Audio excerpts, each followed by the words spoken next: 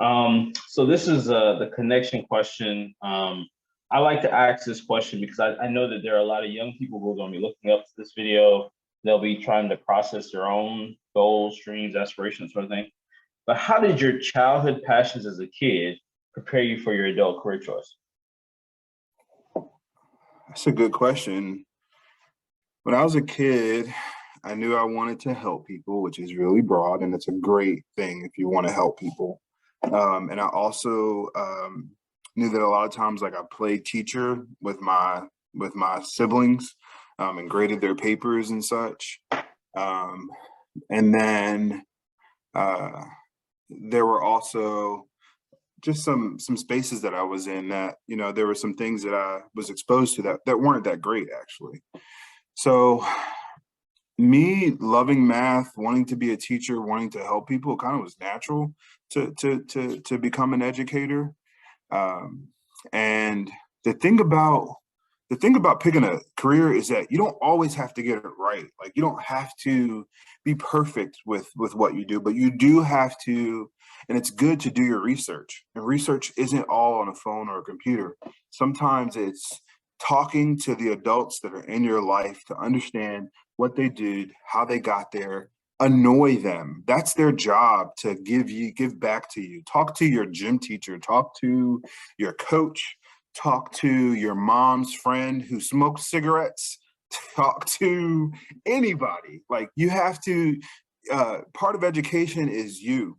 Education isn't a teacher that's just like pouring stuff down your throat and you're just digesting it. Education is an action word and you're going to go get it. So when you think about like, hey, what do I like now?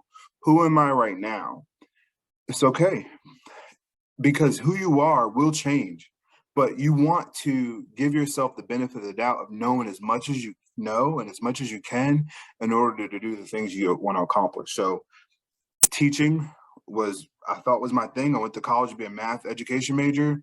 I started to learn more about it, and I was like, I want to do public administration and policy because that's going to help more people. Yes, I would love to help my 26 kids in my class because I like math, I'll make it fun, but I want to have a broader, wider impact, a statewide impact, a national, international impact, which is why I changed to political science, public administration. But I got to know, so asking questions helped me. Knowing kind of what my skills is, having that self-awareness is important, because we can know so many things and ask other people things and know a lot about trending topics, but knowing yourself, that's like a big deal. Like when you know yourself and you take time to sit with yourself, journal, and really think about what your interests are, that helps to prepare you to at least pick a cluster. I know I like this area. You won't find me in the health sciences field because that's just not me. Or working with kids, and I actually got to work with kids. So, this was a part of my vocational journey. There's summer programs through the Urban League.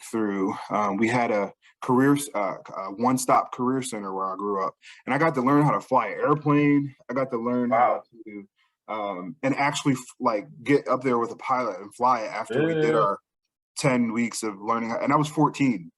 I got to learn, I got to do babysitting. They paid you. And I realized that I didn't like being with kids at that point after I babysat all summer.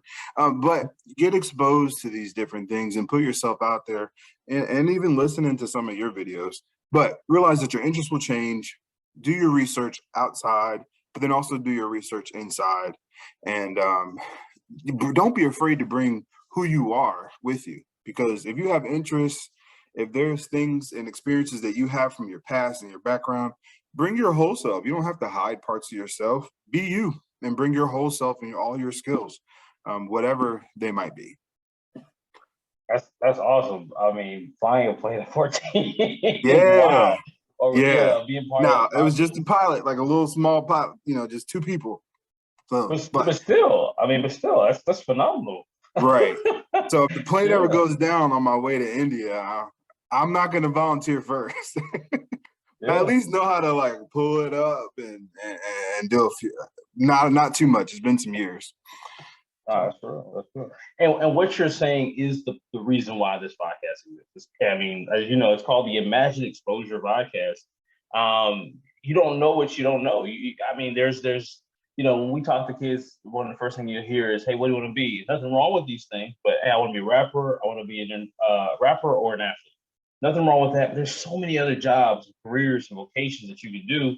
And hopefully, these episodes, if someone does desire to make education and action words, you say that they would seek out learning from Dr. Austin Floyd, learning from Dr. Mary Jones Wilson, learning from all of the guests that we've had, Dr. Or Miss Bridget Hickman, like people who just are in some dynamic and diverse fields and vocations, and they can learn about these, or at least be exposed to them. And of course, they would have to do their own research and due diligence from there.